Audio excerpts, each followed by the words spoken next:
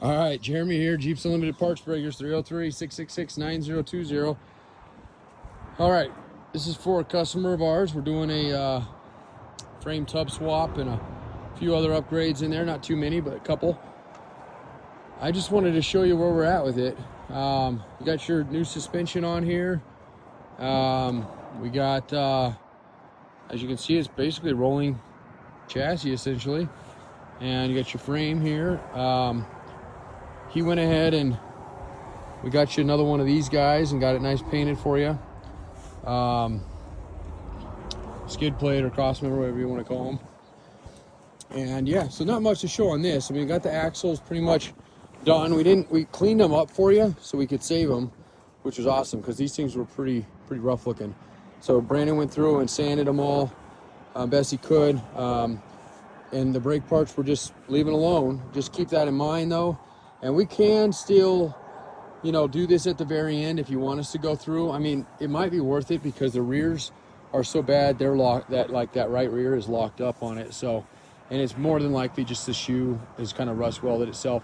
It will roll if there's enough weight on it, but it's dragging pretty bad. So, you know, as far as like getting it off the trailer and driving it off or anything like that, if we don't do the brakes on it, it's not going to do, you know, it's not going to be safe to do that. So you'll have to just do that immediately. Or like I said, we can talk about that. It's not overly expensive, especially if we order parts to do that stuff. But nonetheless, just want to be aware about it. You can see, I mean, those aren't painted yet. I mean, I think he painted the cover on it, but the axle still needs to be painted. So this is all exciting stuff because it's coming together. This is your old tub, obviously.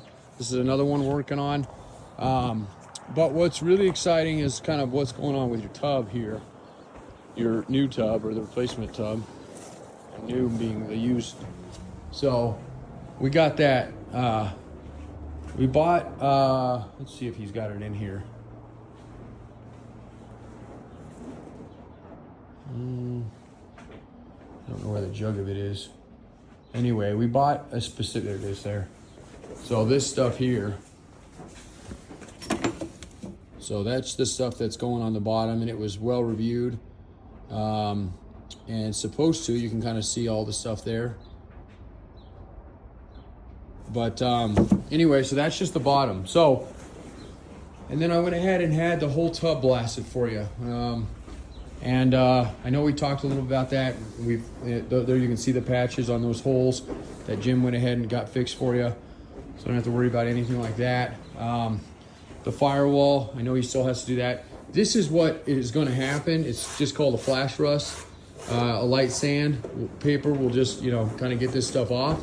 But definitely don't want to leave it on there for a long time. So that's going to kind of mark, and you can kind of see it'll brown up pretty quick.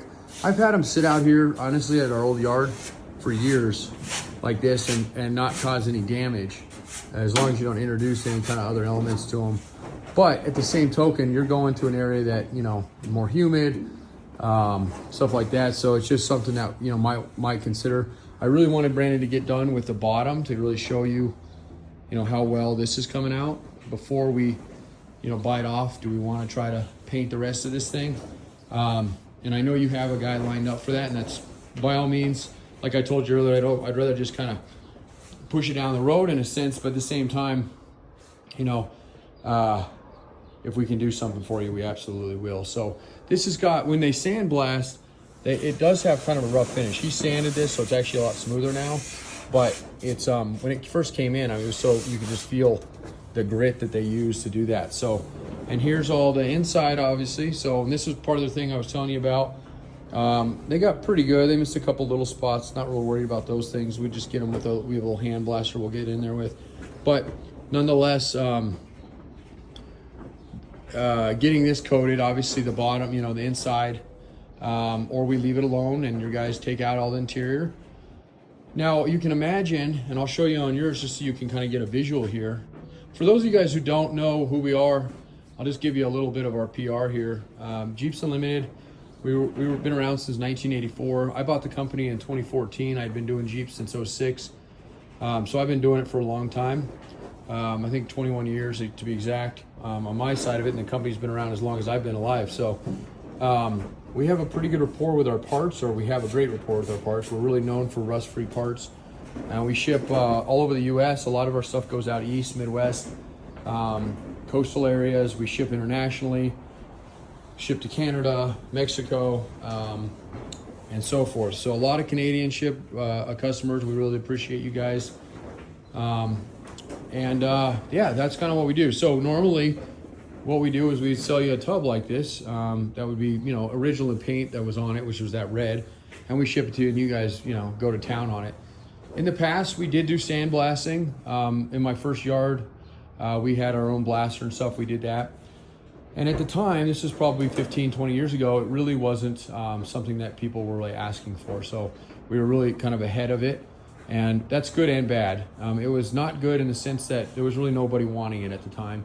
And so it couldn't justify the costs associated with owning that kind of equipment and then the personnel running that kind of equipment. So we stopped doing it.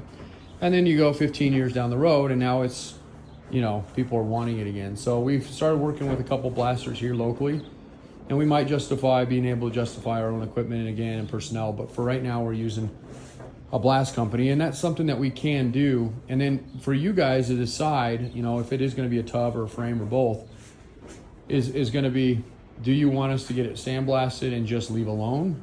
Well, where it will have that rough finish on it, so you'll sand it down, and then epoxy primer or whatever you're using for your base primer, and then paint it? Or is it something you want us to go ahead and shoot and just paint? So let me show you one that we took down the blaster and they did everything on it. They did the sandblasting this, and we've done the paint work on it, or the prime work on it, and the undercoat. I guess it should have just undercoating on it. And I'll show you this other tub we're working on. We kind of have two of these big projects, and to be quite honest with you, we only do 2 or 3 a year of this kind of magnitude. Both of these are very involved. This one is a little bit easier, just because it's kind of a direct one. The other one had a lot of other components. We did a fresh 225 odd fire. We built that. That's sitting in the garage. We had a conversion done from a manual to an automatic on a turbo 350.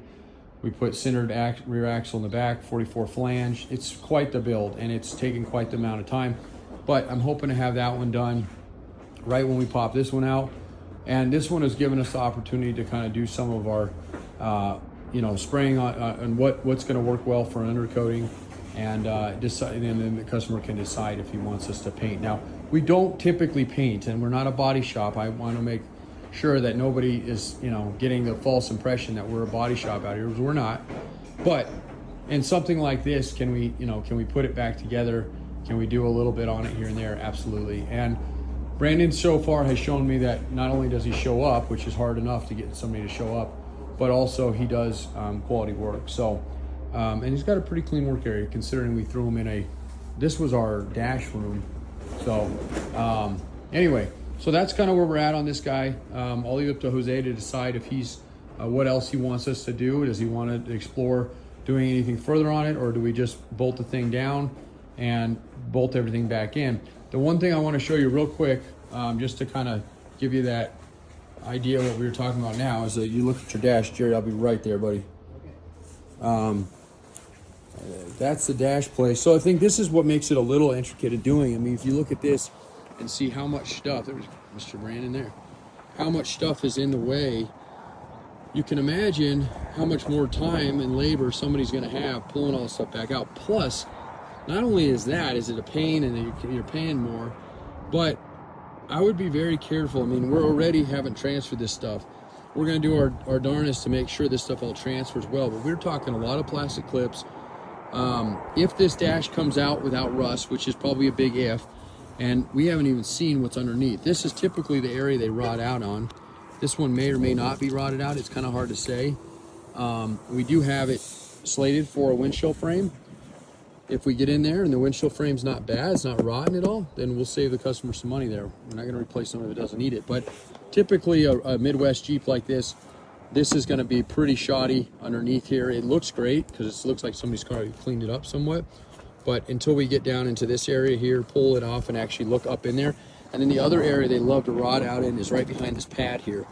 So, but anyway, with that said, you're still talking quite a bit of stuff that would have to get removed again to paint behind it. So I think where we're sitting right now is we're going to paint the inside of it.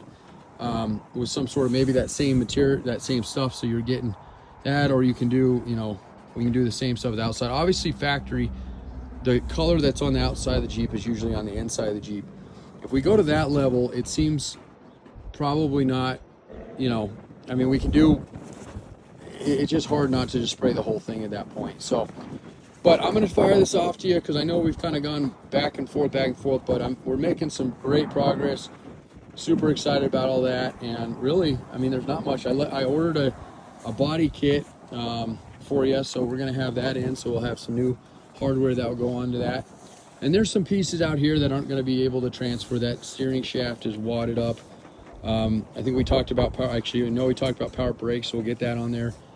And then those battery trays are pretty thrash. You can see how bad they rotted out on the bottom down there. So a lot of that stuff will be, once it gets to the mechanical phase of it and we're done with the paint stuff, it's going to go onto the frame and it's going to go in the garage. And then Jerry will take over from that point. And we're probably, before he has time to get on it, he's probably 3 or 4 weeks on some of the projects he's working on. And then it's just basically from downhill from there. So, all right, buddy. Well, I'm going to fire this off to you. And anybody who's looking for tubs, frames, anything, windshield frames, fenders. I mean, we don't have a lot of that stuff. It goes quick, but you can always call and we can see what's out there. And then we do have 2 CJs coming online here in the next, I would say, 6 months, maybe sooner. Both out of California that we've done a little bit of work on, but rust-free, nice, original, clean CJs. So you're interested in that stuff, give us a holler. 303-666-9020. PartsBreakers.com. Thank you.